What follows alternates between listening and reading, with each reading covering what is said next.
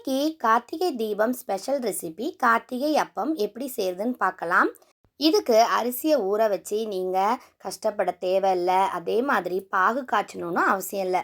ரொம்ப ஈஸியாக குயிக்காக சாஃப்டான ரொம்ப மெத்து மெத்துன்னு பஞ்சு போல் ஒரு சூப்பரான கார்த்திகை அப்பம் நம்ம இப்போ செய்ய போகிறோம். அரை கப்பு கடலைப்பருப்பு இருந்தால் போதுங்க. இதை சூப்பராக நம்ம செஞ்சிடலாம். வாங்க எப்படி செய்யறதுன்னு பார்க்கலாம். அரை கப்பு கடலைப்பருப்பை ஒரு அரை மணி நேரம் நல்லா ஊற வச்சு எடுத்துக்கோங்க. அதை எல்லாத்தையுமே நம்ம ஒரு மிக்ஸி ஜாரில் போட்டுடலாம். ரொம்ப தண்ணி நம்ம வடிச்சுக்கணுன்னு அவசியம் இல்லை. தண்ணி கொஞ்சம் கொஞ்சம் இருந்தாலும் பரவாயில்ல. எப்படி நம்ம தண்ணி ஊற்றி தான் இதை அரைக்க போகிறோம். அதுக்கு முன்னாடி இதில் என்னென்ன சேர்க்குறதுங்கிறத பார்க்கலாம். 2 ஏலக்காய், ஒரு சின்ன துண்டு சுக்கை நல்லா பொடி பண்ணி வச்சுருக்கேன், அதையும் சேர்த்துக்கிட்டேன். அடுத்தது வெல்லம் 1.5 கப் அளவுக்கு நான் துருவி எடுத்து வச்சுருக்கேன், அதையும் சேர்த்துக்கிறேன். இப்போ இதில் அரை கப்பு தேங்காய் துருவலையும் சேர்த்துக்கலாம். பாருங்கள், இந்த அளவுக்கு தேங்காவை சேர்த்துக்கணும். இப்போ இது கூட கல்லுப்பு கொஞ்சமாக சேர்த்துக்கிறேன். எப்போவுமே வெல்லம் போட்டு செய்கிற ஸ்வீட்டில் கொஞ்சமாக உப்பு சேர்த்துக்குங்க. நான் அதனால தான் கல்லுப்பு கொஞ்சமாக சேர்த்துருக்கேன். அந்த மாதிரி சேர்க்கும் பொழுது நமக்கு இனிப்பு சுவை கொஞ்சம் அதிகப்படுத்தி காட்டும். அதனால் கொஞ்சம் உப்பு சேர்த்துக்குங்க. இப்போ தண்ணி ஊற்றி நான் இந்த கன்சிஸ்டன்சியில் நல்லா அரைச்சிட்டு வந்துட்டேன். பாருங்கள், இந்த மாதிரி தோசை மாவு பதத்துக்கு நல்ல நைஸாக அரைச்சி எடுத்துகிட்டு வந்துடணும். இப்போ இது கூட சமையல் சோடா இருக்கு இல்லையா, ஆப்ப சோடான்னு சொல்லுவோம், அந்த சோடா உப்பில் கொஞ்சமாக சேர்த்துருக்கேன். இப்போ இதில் அரை கப்பு ரவை, அரை கப்பு அரிசி மாவு, நம்ம இடியாப்பத்துக்கெல்லாம் யூஸ் பண்ணுவோம் இல்லையா, அந்த அரிசி மாவையே இதில் சேர்த்துக்கலாம். ரொம்ப நல்லாவே இருக்கும். இப்போ இதை நல்லா மிக்ஸ் பண்ணிக்கலாம். ஒன்றோட ஒன்று நல்லா கலந்து வர்றது மாதிரி மிக்ஸ் பண்ணிக்கோங்க. இதில் தண்ணி எதுவுமே நம்ம இப்போதைக்கு ஊற்ற போகிறதில்ல. நல்லா மிக்ஸ் பண்ணிக்கலாம். ஏன்னா இப்போ இதில் இருக்கிற தண்ணியை எல்லாத்தையும் இழுக்கிறதுக்காக தான் இந்த மாவெல்லாம் நம்ம சேர்த்துருக்கோம். அப்போ தான் உங்களுக்கு நல்ல பஞ்சு போல் நல்ல பன்னு மாதிரி உங்களுக்கு இந்த அப்பம் கிடைக்கும். பாருங்கள், இப்போ நல்லா மிக்ஸ் பண்ணிட்டேன். இதை மிக்ஸ் பண்ணிவிட்டு நம்ம அப்படியே க்ளோஸ் பண்ணி வச்சிடலாம். ஒரு 15லேருந்து ஒரு 20 நிமிஷம் வரைக்கும் இதை நீங்கள் தாராளமாக க்ளோஸ் பண்ணலாம்.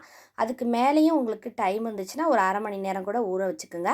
ஆனால் ஒரு 15 நிமிஷம் ஊறினாலே கரெக்டாகவே இருக்கும். நான் ஒரு 20 நிமிஷம் கழித்து தான் இதை நான் ஓப்பன் பண்ணுறேன். பாருங்கள், தண்ணியெல்லாம் அந்த ரவை அரிசி மாவுலாம் போட்டோம் இல்லையா, அது எந்த அளவுக்கு இழுத்துருக்கு பாருங்கள். நமக்கு நல்ல திக்காக இருக்குது. அதனால் நான் ஏற்கனவே மிக்ஸி ஜாரை கழுவி வச்சுருக்க தண்ணி கொஞ்சம் வச்சுருக்கேன், அதை கொஞ்சமாக ஊற்றிக்கிறேன். எல்லாத்தையும் ஊற்றிடாதீங்க, கொஞ்சமாக ஊற்றிட்டு மிக்ஸ் பண்ணி பாருங்கள். தேவைன்னா மட்டும் கூட கொஞ்சம் நம்ம ஊற்றிக்கலாம். ரொம்ப தண்ணி நம்ம ஊற்றிட்டோன்னா அந்த சுவையானது கொஞ்சம் கம்மியாயிடும். அதனால் கம்மி அளவுக்கு தண்ணி ஊற்றி நல்லா மிக்ஸ் பண்ணிக்கோங்க. பாருங்கள், எடுத்து ஊற்றுனீங்கன்னா இந்த மாதிரி இருக்கணும். ரொம்ப தண்ணியாகவும் இருக்கக்கூடாது, ரொம்ப திக்காகவும் இருக்கக்கூடாது. இந்த கன்சிஸ்டன்சியில் இருந்தால் தான் உங்களுக்கு நல்ல சாஃப்டான பஞ்சு போல் உங்களுக்கு இந்த அப்பம் கிடைக்கும். நான் நெய் தான் ஊற்றிட்டுருக்கேன். உங்ககிட்ட பணியாரக்கல் இருந்துச்சுன்னா இந்த மாதிரி நெய் ஊற்றி சுடுங்க. அப்படி இல்லைன்னா கடாயில் எண்ணெய் ஊற்றி கூட நீங்கள் இதை பொரித்து எடுக்கலாம். கடாயில் பொரித்து எடுத்திங்கன்னா நீங்கள் நெய்யை அதில் மேலெல்லாம் கொஞ்சம் நீங்கள் தடவி விடுங்க. நல்ல மணமாக இருக்கும். நம்ம சுவாமிக்கு நெய்வேத்தியமாக வைக்கும்போது நெய்யில் செய்கிற போது இன்னும் ஸ்பெஷலாக இருக்கும். அதனால் பணியாரக்கல் இல்லைன்னா நீங்கள் நெய்யை அதுக்கு மேலே நீங்கள் தடவி விட்டுருங்க. அப்படி இல்லைன்னா நெய் ஊற்றி இந்த மாதிரி பணியாரக்கல் இருந்துச்சுன்னா சுட்டுக்குங்க. இப்போ ஒரு சைடு வெந்துடுச்சு. நான் இப்போ இதை திருப்பி போட்டுக்கிறேன். நடுவில் இருக்கிறது மட்டும் நல்லா வெந்திருக்கு, அதை மட்டும் ஃபஸ்ட்டு நான் திருப்பிக்கிறேன். இந்த மாதிரி எல்லாத்தையுமே பணியாரக்கல்லில் நம்ம சுட்டு எடுத்துக்கலாம். பாருங்கள், நல்ல கரெக்டான பதத்தில் நல்ல ஒரு கலரில் சூப்பராக நமக்கு கிடச்சிருக்கு பாருங்கள். நான் சொன்ன அளவுகளில் போட்டு நீங்கள் அப்பம் சுட்டு பாருங்கள், ரொம்பவே சூப்பராக இருக்கும். இந்த அப்பம் ரொம்ப ரொம்ப ஸ்பெஷல் அப்போன்னே நான் சொல்லுவேன். கார்த்திகை தீபத்துக்கு நெய் அப்பம்னாலே ரொம்ப ஸ்பெஷல். அதுவும் இதுக்கு நம்ம பாகு காய்ச்சவே இல்லை, அரிசியை ஊற வச்சு கஷ்டப்படவும் தேவையில்லை. கடலைப்பருப்பை மட்டும் நீங்கள் ஒரு அரை மணி நேரம் ஊற வச்சாலே போதும். அப்பம் செய்ய தெரியாதவங்க, சமையல் தெரியாதவங்க கூட இந்த அப்பத்தை இந்த மெத்தடில் செஞ்சு பாருங்கள். கார்த்திகை தீபத்துக்கு சூப்பராக நீங்கள் செஞ்சு சாமிக்கு நெய்வேத்தியமாக படைக்கலாம்.